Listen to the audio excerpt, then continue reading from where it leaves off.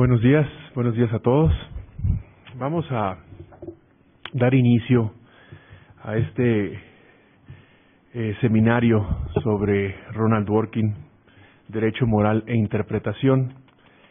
El director del Instituto y la Secretaría Académica me encargaron dar unas palabras de bienvenida. Y yo lo que quiero hacer prácticamente es algo muy breve. Quiero, en primer término, darle las gracias al doctor Carlos Pérez, precisamente porque este seminario se lleva a cabo conjuntamente con la Suprema Corte de Justicia de la Nación. Ellos nos han apoyado muchísimo y en buena medida el inicio del seminario se debe al apoyo tanto de la gente aquí del Instituto como de la Suprema Corte de Justicia. Entonces, Carlos, muchísimas gracias. Estoy seguro que esto va a ser una colaboración dentro de muchas que se han dado y se seguirán dando entre la Corte y el Instituto de Investigaciones Jurídicas de la UNAM. Por otra parte, me gustaría agradecer también al profesor George Lestas y al profesor Dimitris Christis, porque ellos son los coorganizadores juntamente conmigo en esta organización del seminario, y precisamente ellos también deben de llevarse el reconocimiento porque en buena medida ellos también convocaron a muchos de los profesores y estoy muy agradecido con ellos para poder llevar a cabo el seminario. Es finalmente un seminario del área de Filosofía del Derecho para la revista Problema que tenemos aquí en el Instituto, una revista dedicada a Filosofía y Teoría del Derecho, y precisamente la idea es que las ponencias se publiquen en esta revista a inicios del siguiente año. Ya van varios homenajes que le han rendido al profesor Dworkin. Este se inscribe dentro de varios de ellos, pero yo creo que habla precisamente de la grandeza del profesor Dworkin, de tanto que nos dejó, y estoy seguro que van a continuar los homenajes, pero en esta ocasión es un honor contar con muchos de sus discípulos y gente que trabajó directamente con ellos. Entonces, les quiero dar la bienvenida a los profesores del extranjero, a ustedes aquí en la UNAM. Bienvenidos a casa, y yo creo que voy a ya darle la palabra al doctor Carlos Pérez para que él pronuncie unas palabras de bienvenida. Simplemente les quiero dar la bienvenida a los profesores en inglés. Basically, what I was saying is I want to thank the Supreme Court for their help in organizing this event. Also, I'm very grateful to Dimitris Christis and George Lestas, because the three of us have been organizing this for some time. And also thank the Institute, the new dean. And this is one seminar in honor of Ronald Dworkin. They're going to be, I'm sure, I was talking to Professor Sager, there's going to be, I'm sure, many more. But it's just a testament of the greatness of Ronald Dworkin, how much he has left us with so many things to think about, and such a wonderful theory, such a complete theory. And it's an honor to have you guys here. Thank you very much for coming. And I'm going to tell Carlos Pérez if he can say a few words of welcome. Carlos. A nombre de la Suprema Corte, para nosotros es un honor también organizar este seminario. Por muchas razones, la Corte está en el centro de una verdadera revolución, o encabezando una revolución jurídica en el país a raíz de las reformas constitucionales del 2011, que se han venido reflejando en muchas cosas, principalmente en criterios y en resoluciones, en la construcción de precedentes. Pero parte del papel fundamental que juega la Corte en el marco del Estado mexicano también tiene que ver con realizar y encabezar, junto con instituciones insignia como es el Instituto de Investigaciones Jurídicas, sus seminarios, cursos, encuentros de reflexión que nos permitan a todos aumentar o mejorar el conocimiento de la nueva realidad jurídica del país. Y para ello es necesario que entre los abogados, entre el gremio, entre los estudiosos del derecho, se discutan ideas que, aunque en muchas partes del mundo no son precisamente nuevas, entre nosotros sí lo son, y hay que decirlo como es. Las aportaciones del profesor Dworkin no son en realidad muy conocidas todavía en México, y eso hay que reconocerlo y hay que erradicarlo. Yo hace muchos años escuché aquí afuera, en este mismo instituto, a uno de los intelectuales más influyentes mexicanos de la última mitad de siglo, Carlos Monsiváis, que vino a un seminario interno y dijo que a él leer los derechos en serio lo había iluminado. Para que Monsiváis dijera eso, que era un crítico del derecho y de los abogados y de la práctica jurídica, me parece que pone de relieve el tamaño del pensamiento del profesor Dworkin. Así que nosotros queremos contribuir a eso, queremos que en los próximos años la relación entre el Instituto de Investigaciones Jurídicas y la Suprema Corte de Justicia de la Nación siga siendo tan fructífera como ha sido hasta ahora, y por lo mismo estaremos dispuestos siempre a llevar a cabo cualquier acción que ayude a que las dos organizaciones se encuentren y lleven a cabo esfuerzos en conjunto para acrecentar el patrimonio, el acervo de conocimiento jurídico del país. De nuevo, agradezco a nombre de la Presidencia de la Suprema Corte de Justicia la amabilidad, la hospitalidad del Instituto de Investigaciones Jurídicas.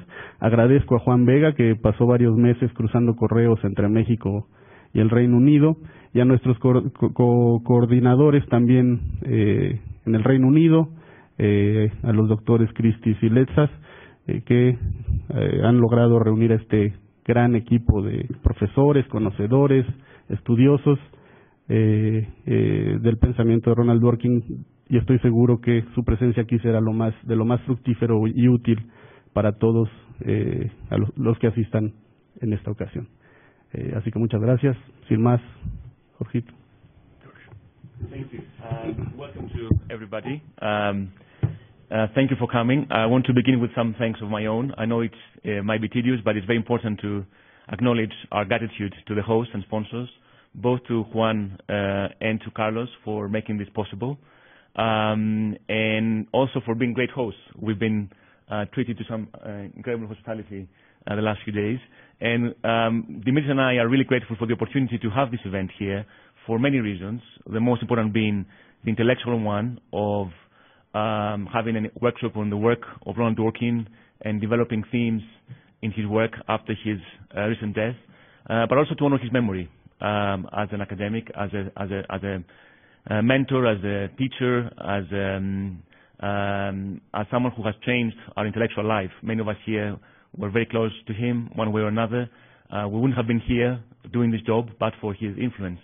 So it's a very important occasion for us, not just to do intellectual work, but also to honor his memory. And Juan, when he got in touch with Dimitris and me about this idea, one of the things we found attractive is the importance not only of Dworkin's work in Mexico, but also of legal philosophy in general. I understand here there's a genuine and strong interest in legal philosophy. There's a critical mass of scholars working on the subject. It's properly funded. It's appreciated in legal education. It's deemed to be important.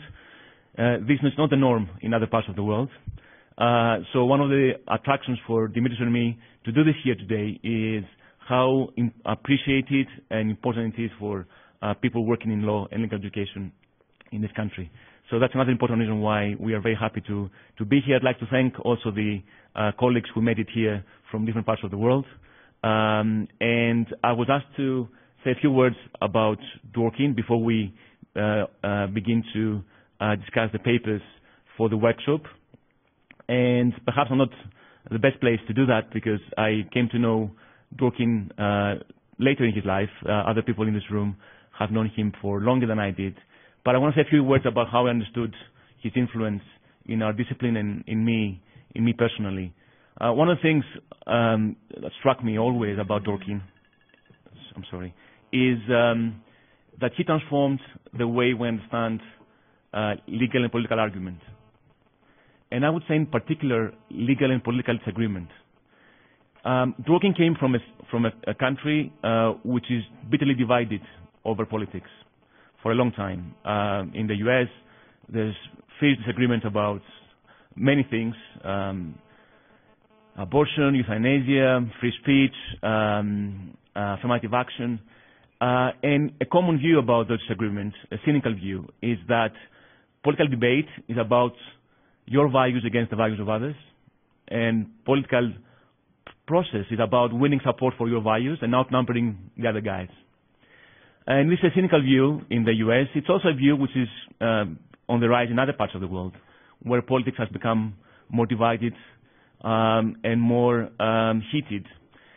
What Dworkin saw, I think, very well in those agreements is that there's something we all share when we disagree about politics.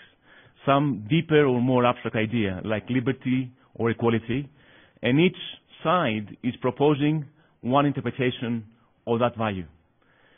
So what he saw, which to me was groundbreaking, is that disagreement is where politics begins, not where politics ends. And our job as not only academics but also citizens is to offer interpretations of the values we all share.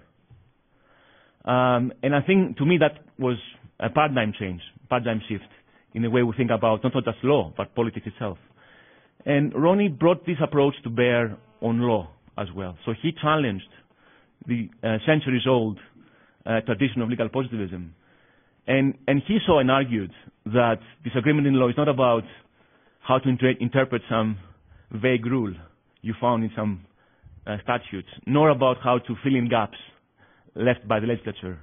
It's about proposing your interpretation of the value we all share by arguing about law, which he thought it was about a value to do with coercion.